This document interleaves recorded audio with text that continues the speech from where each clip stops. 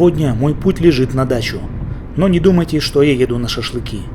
Моя знакомая попросила провести расследование странных событий, которые происходят на этой даче с ее бабушкой Тамарой Петровной. Но бабушка старой советской закалки и не верит в мистику, поэтому говорить ей о паранормальном расследовании нельзя.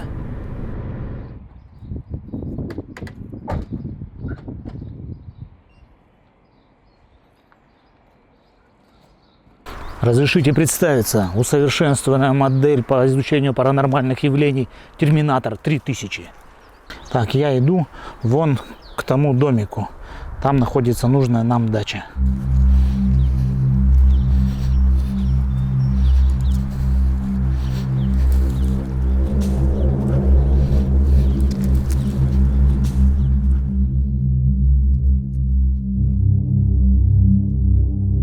На самом деле я здесь нахожусь под прикрытием.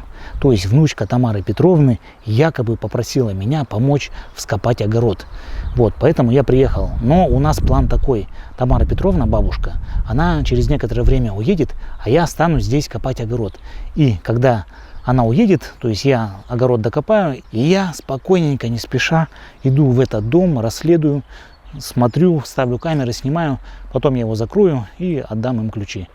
Вот такой у меня план.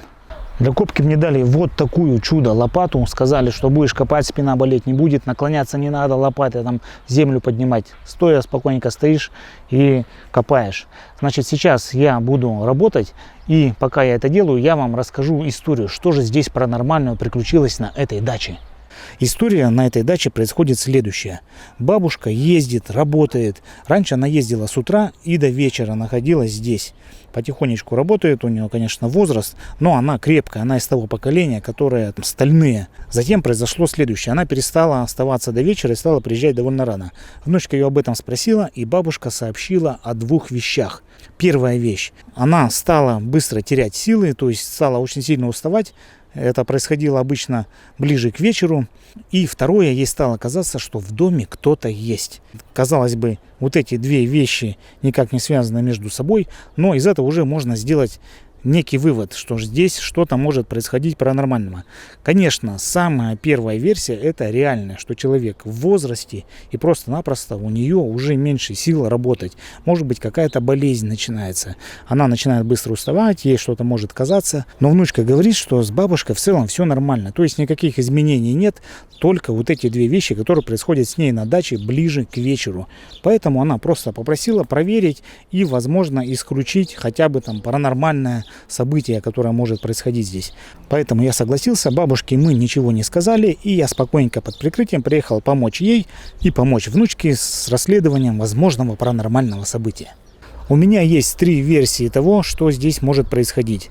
Первая версия — это то, что бабушка элементарно устает в силу своего возраста, она чувствует слабость, и ничего в этом сверхъестественного нет. Вторая версия — присутствие потустороннего. Вполне возможно, что это либо кошка, либо какая-то мышка, грызун, крыска лазит, может быть, птички какие-то свили себе гнездо. Просто они создают шум, и кажется, что в доме кто-то есть. Третья версия — это паранормальная. Что это, я сказать не могу, да и гадать здесь не нужно. Нужно просто пойти, изучить, собрать информацию, проанализировать и тогда уже делать выводы. Но я склоняюсь к первым двум реальным версиям.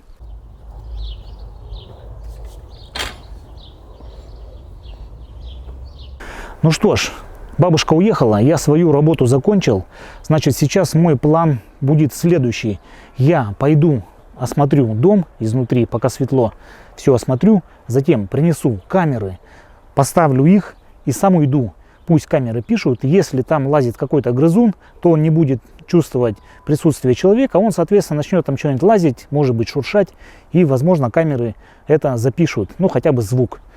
Вот. Затем, когда стемнеет, сейчас уже вечер, сейчас скоро будет темнеть, буквально час остался до темноты, я, значит, пойду, посижу в этом доме и понаблюдаю за своим психофизическим состоянием. Потому что если там есть паранормальное явление, то, значит, я должен ощутить то, что ощущает бабушка. То есть чье-то присутствие и упадок сил. Вот, но сейчас отправляемся смотреть дом. Итак, ну что ж, дом достаточно старый. Внутри я еще не был. Мне дали чудо-лопату и сказали копай. Вот, значит, вот это у нас получается прихожая. Заходим внутрь. Так, дверь. Так, куча вещей, лопаты, какие-то тут инструменты. Да, ну здесь достаточно травмоопасно.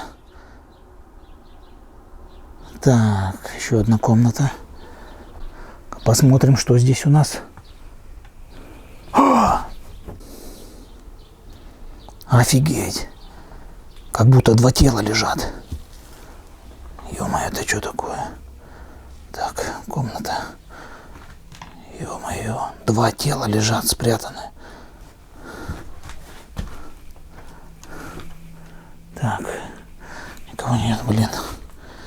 Так, сейчас проверим, что здесь у нас.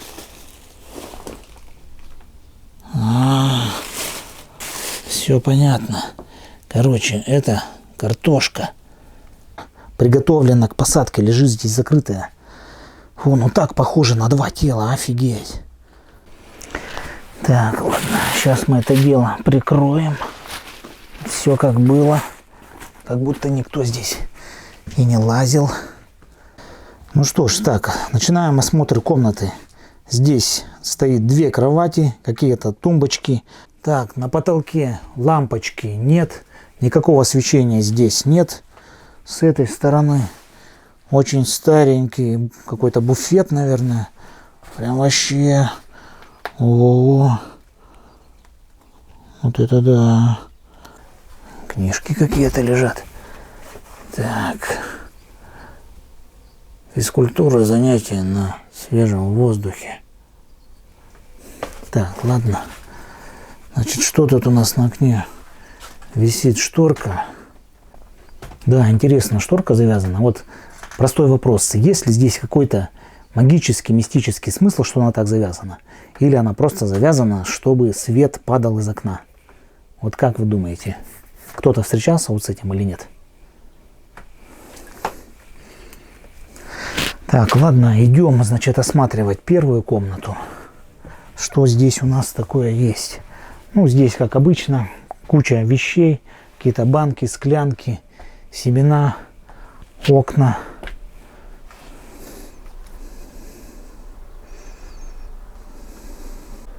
Так, здесь находится печка. Здесь, ага, дырка. Значит, у нас труба уходит наверх.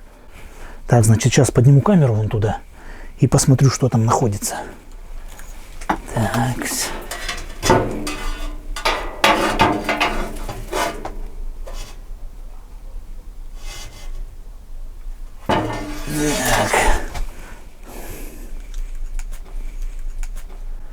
Ну что ж, я посмотрел запись, пока ничего визуально там на крыше не увидел.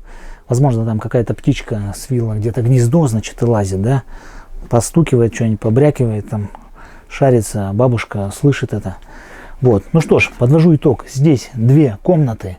Значит, очень много вещей. Просто здесь все завалено вещами. Здесь все может шевелиться. Если какая-то мышка лазит и что там хвостиком задевает, тут может шуршание, шебуршание, что-то может падать там. То есть всего полно здесь. Просто нереальное количество вещей. Это все говорит пока что в пользу реальной версии, что здесь на самом деле просто какой-то грызун, мышь, может быть кот какой-то приходит через какую-то дырку там в полу. Вот, он здесь ходит, бродит, шуршит, что-то здесь ищет какую-то еду. Вот, ну в принципе и все. Вот эти две комнаты, значит.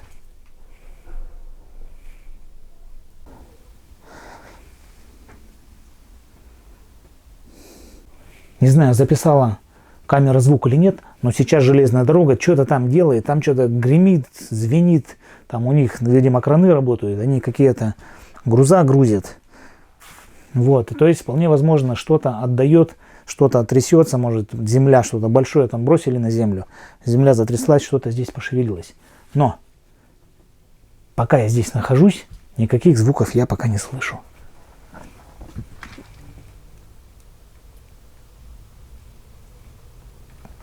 Вот, ладно. Не знаю, что-то показалось здесь, зашуршало. Короче, ладно, сейчас схожу, осмотрю дом снаружи. Вот, и уже тогда буду думать, что делать дальше.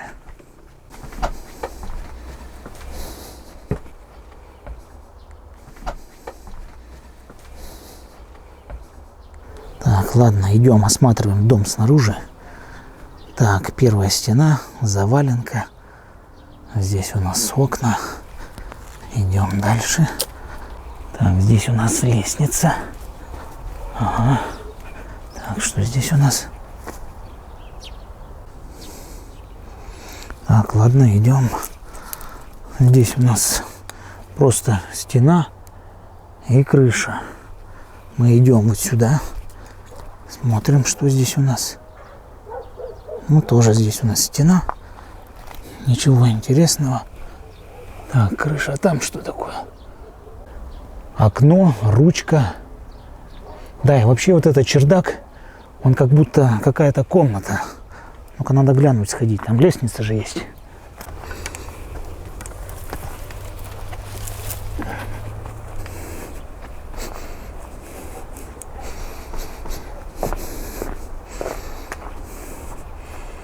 Так, лестница. Так, ну что ж, лезем на чердак. Так, что тут лестница? Ступеньки я вижу тут гниловатые. Да, лесенка здесь, конечно, очень такая ненадежная. Ну ладно, полезли.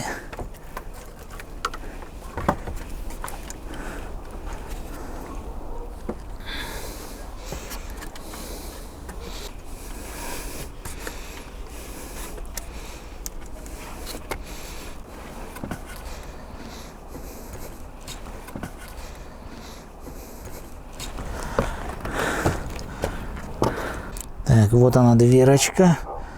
Так, ё-моё, тут замок. Так, а подождите, что тут получается? Тут петли-то нету. Так, веревочка. Ага.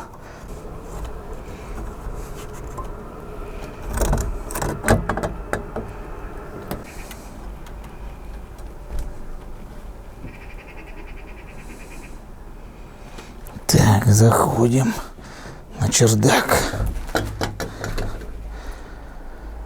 Ящики, доски, какая-то коробка. Так, а здесь у нас что? Ого! Да это же осиные гнезда.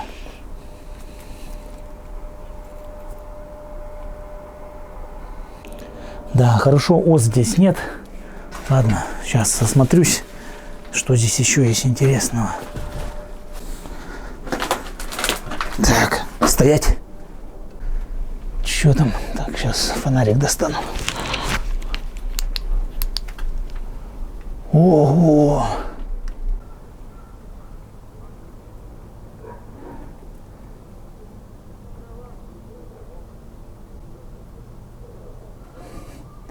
Так, что тут?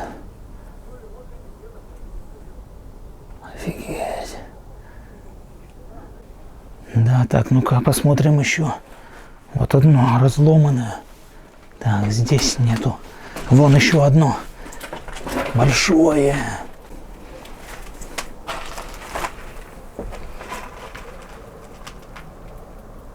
Да. Нифига, оно огромное. Да, гнездо просто огромное. Я сейчас руку подставлю для сравнения. Хорошо, что ос нет. Гнездо размером с ладонь взрослого человека.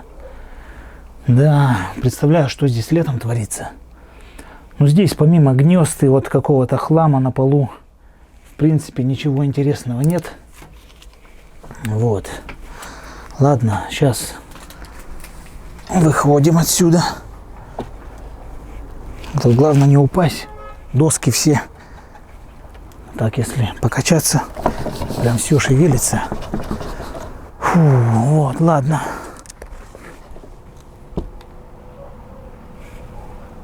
Ладно, буду спускаться сейчас. Принесу камеры, установлю здесь.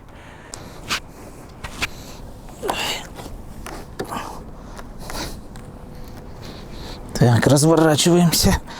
Спокойненько. Лезем. Так.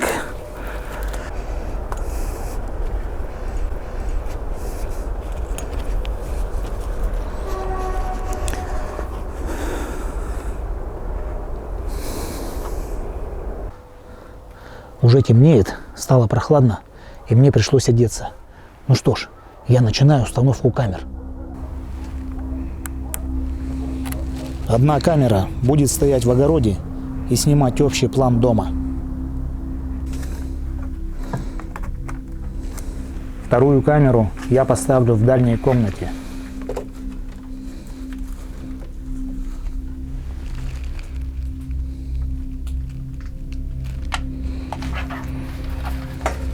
Третью камеру я поставлю наверх, туда, где выходит труба от печки.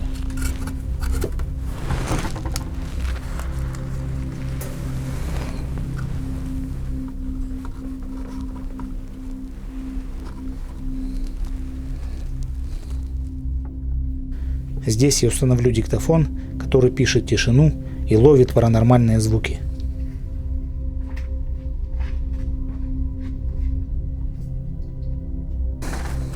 Четвертую камеру я поставлю на чердаке, в страшном логове ос.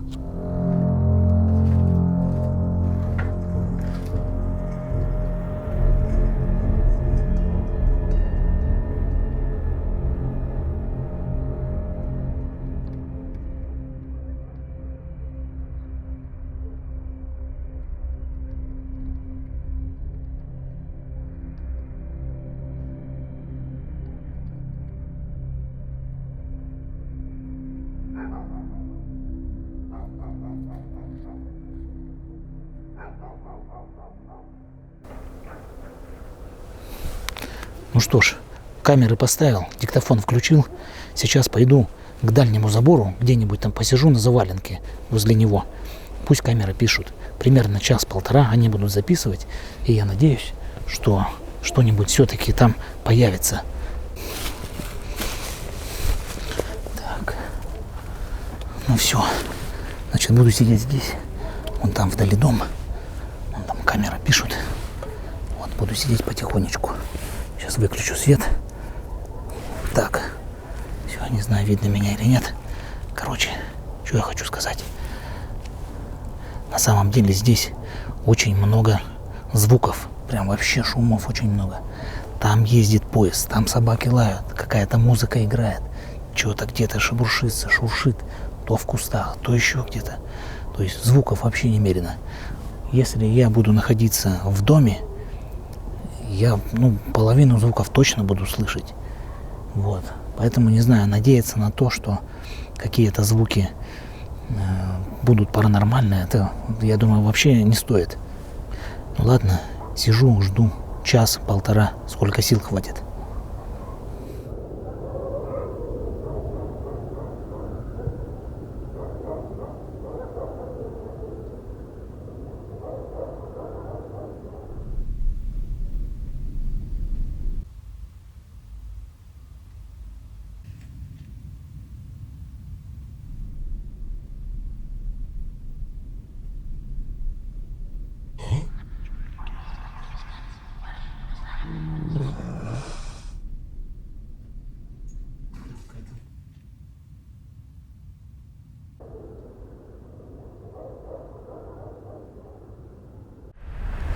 Ну что ж, минут 40, наверное, прошло. Постоянно какие-то шумы. Вот сейчас едет поезд. Все дребезжит, шумит. собаки лают, то какая-то машина проедет, то какие-то люди там голосят, музыка какая-то включается. Вот, так что не знаю, я думаю 40 минут будет достаточно. Пойду-ка я сейчас сам посижу в этом доме. Так. Вот. Пойду-ка я, наверное, посижу и посмотрю, будет ли воздействие на меня. И вообще, что там происходит. Вот. Вроде пока тишина. А здесь вот сижу сейчас возле забора. Вот здесь я сидел возле забора. Ничего не ощущал. Никакого воздействия. Никакой слабости.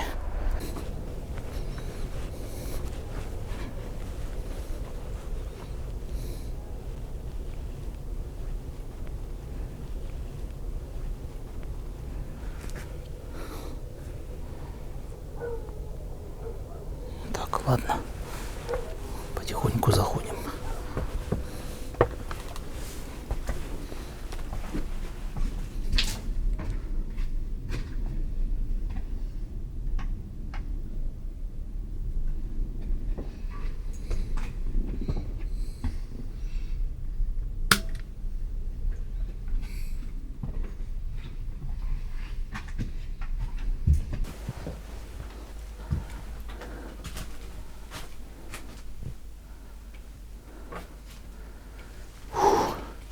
На самом деле достаточно тревожно.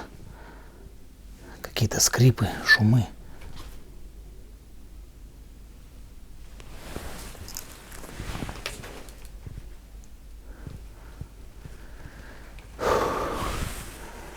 Ну что ж, эксперимент есть эксперимент. Значит, сейчас сяду на вот эту кровать. Буду сидеть и отслеживать свои эмоции, свои ощущения. Так, что там у нас? Камера пишет, все хорошо.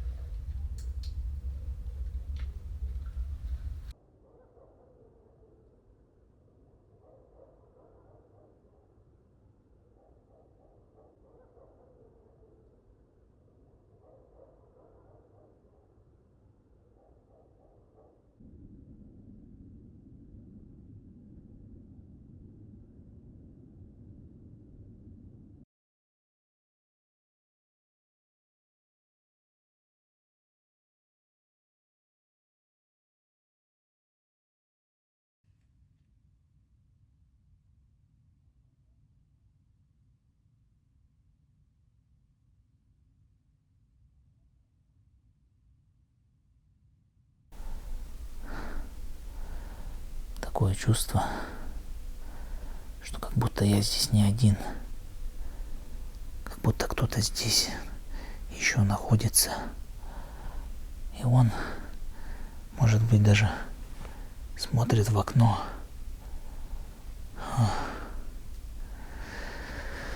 Или где-то как будто стоит за плечом. Я так устал. Что-то так устал, прям совсем. Сейчас я немножко посижу. 5 минуточек всего лишь. Отдохну немножко. Сейчас посижу, отдохну 5 минут. А потом пойду в машину. В машине можно поспать. Что-то я так устал.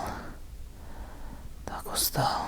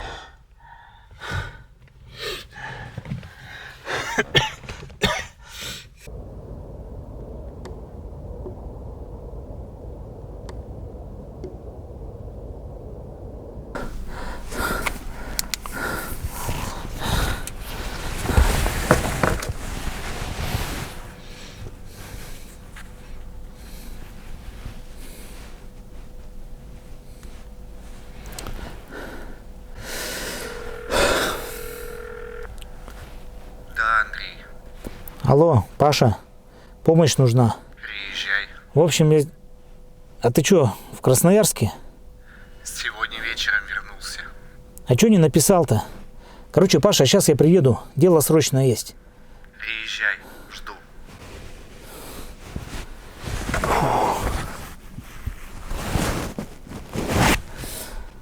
Оказывается, Паша вернулся в город. Так, сейчас поеду за ним.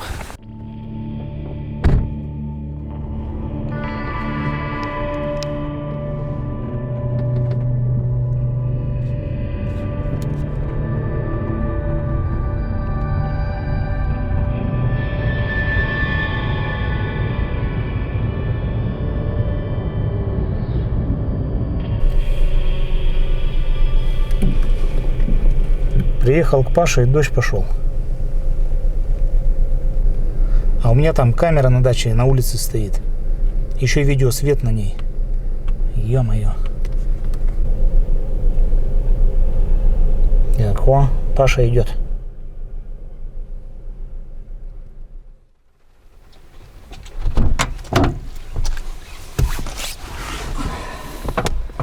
Привет. Привет. Что случилось, рассказывай. Так, значит, смотри, есть дача, на ней работает бабушка. Она стала замечать, что у нее происходит упадок сил по вечерам, и она чувствует присутствие кого-то постороннего, но на этой даче, кроме нее, никого нет.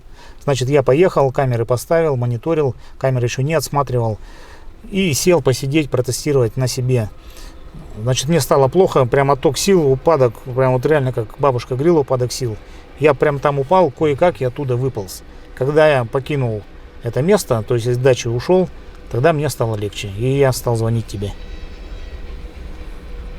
Хорошо, поехали.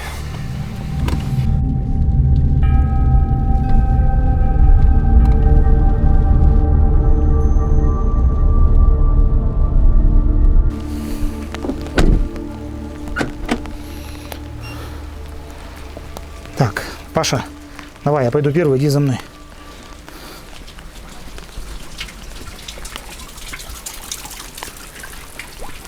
Блин, дождь идет. Все, наверное, камеры намокли. Паша, идешь? Иду.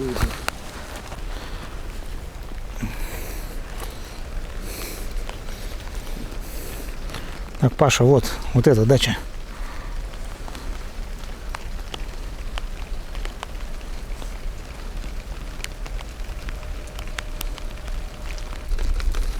Паша начал работать, уже сканирует дом.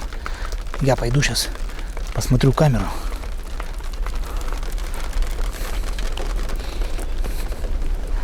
Сейчас. О, камера на месте. Никуда не ушла. Все, разрядилась полностью. Так. О, Паша пропал. Так, где он? Ой, ё-моё.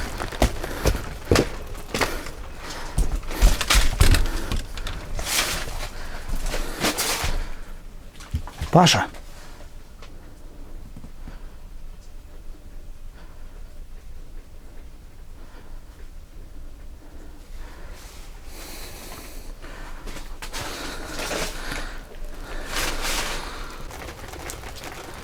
Паша работает в доме, я стою здесь, на крыльце, возле дождика.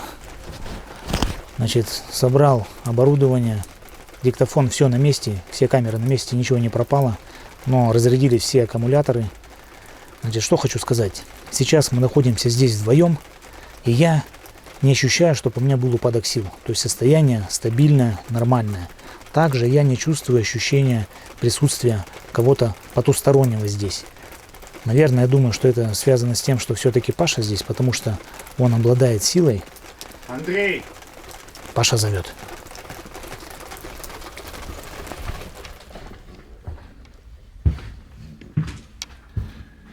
Паша, ну что?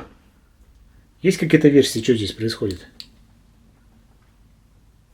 Подожди, что именно здесь произошло? Так, я пришел, сел на вот эту кровать и стал сидеть и отслеживать свои ощущения. Сначала все было нормально, а затем я почувствовал, что силы уходят. Вот такая слабость, сонливость, какая-то вот усталость. Я сидел и чувствую, все, тело как бы перестает работать, но сознание я не терял. Затем я упал вот сюда вперед, на картошку. Ну и все, шевелиться не могу. И тут раздается стук. Ну, меня немножко взбодрило. И я полз здесь, выбирался, вышел. И когда я стал уходить от дома, то почувствовал, что силы возвращаются. Чем дальше уходил, тем легче мне становилось. Ну, в себя я пришел уже в машине. Стук, значит, да? А что за стук? Так, стук был не один, было 2 или 3 удара, прям сильный, мощный удар, как будто в стену, там, может, или машина врезалась, или что-то тяжелое, как ударило, все затряслось, там даже стекла зазвенели. И из-за этого я немножко так раз и как бы пришел в себя. И уже пополз и вышел из дома. Это он тебя выгонял. Так, а кто меня выгонял? Это сущность из Нижнего мира. Энергетический паразит. Она и питается энергетикой человека, но не убивает его. А стучала, чтобы тебя выгнать, чтоб ты тут не умер. У него тут где-то должно быть убежище, либо логово. Логово, убежище. Ну, не знаю, я здесь все осмотрел, здесь 2 комнаты и чердак.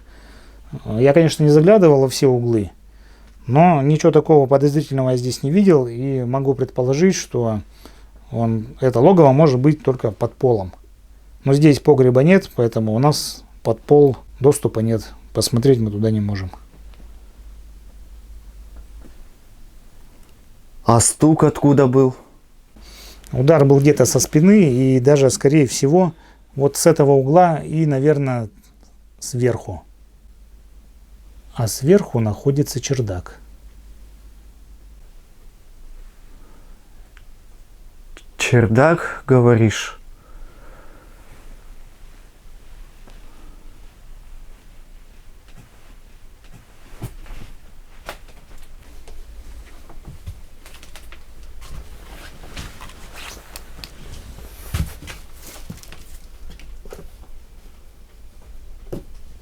Идем на чердак.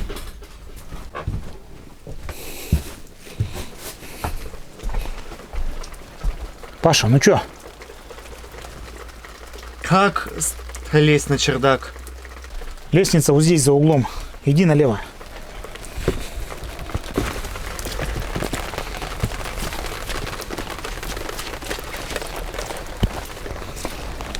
Паша, стой. Значит, смотри, дождь идет, и ступеньки очень скользкие. Поэтому давай, я полезу первый, потому что я там уже был. Когда я залезу наверх, тогда лезь ты. Снизу сейчас не стой, чтобы я на тебя не упал. Хорошо?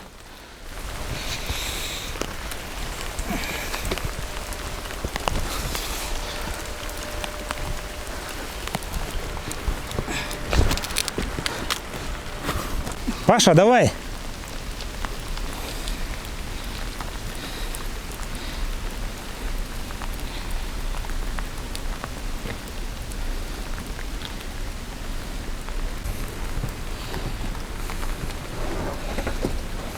Давай, Паша, заходи.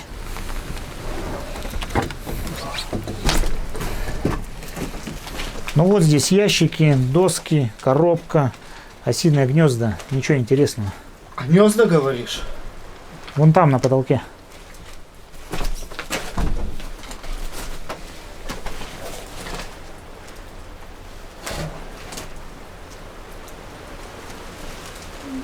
Еще гнезда есть? Ну, самое большое вот здесь, возле двери.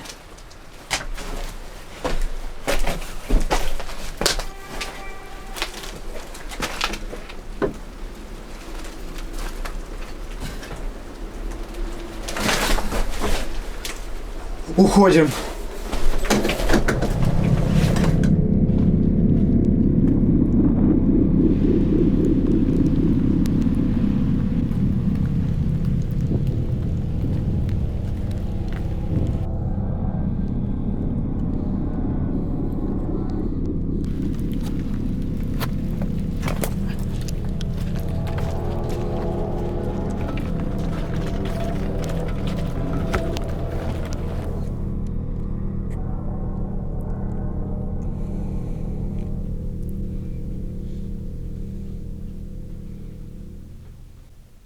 Значит так, расклад какой? Мы нашли паразита.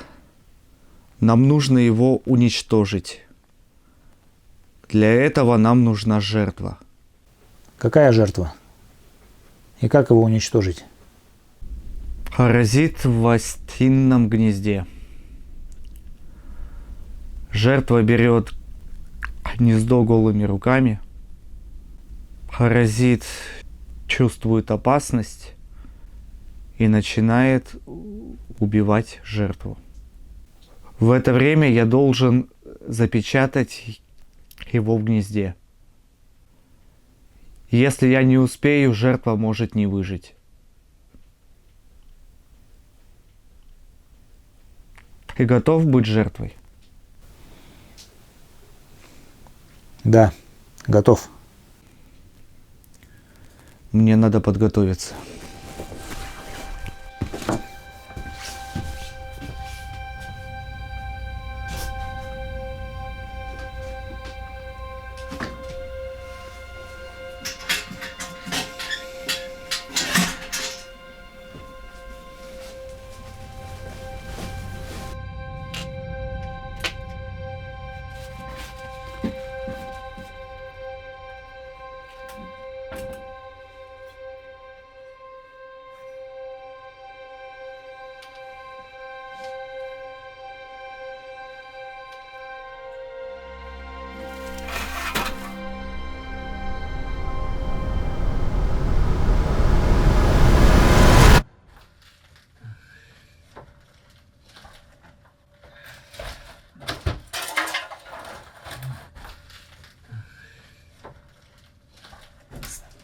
Сними перчатки, Андрей.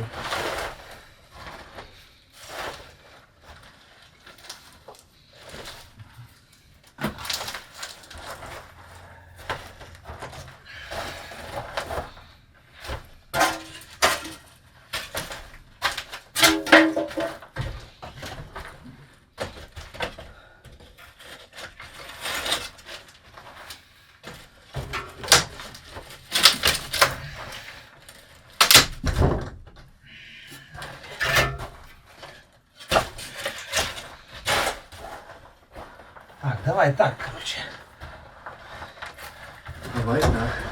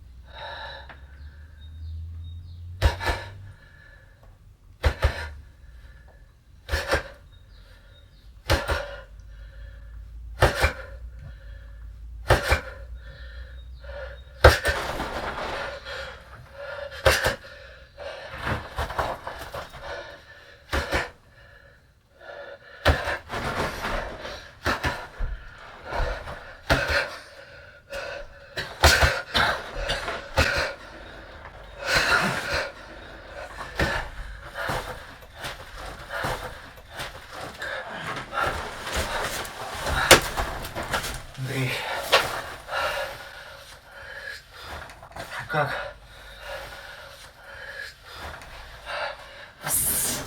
Вставай. Вставай. Иди.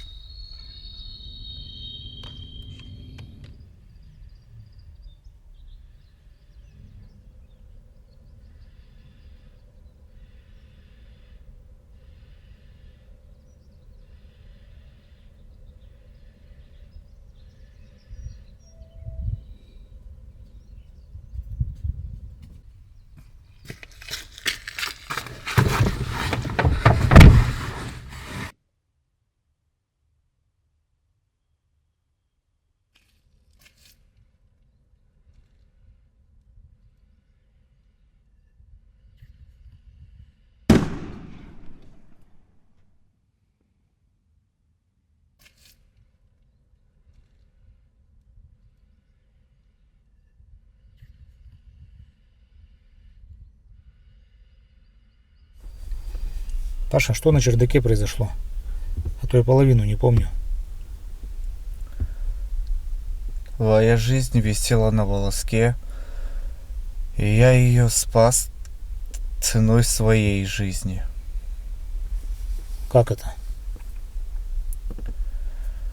За использование магии я рассчитываюсь своим жизненным временем. Иногда неделя, иногда месяц, а то и год. А за мое спасение сколько ты потерял? За твое спасение я потерял 1/3 своей жизни.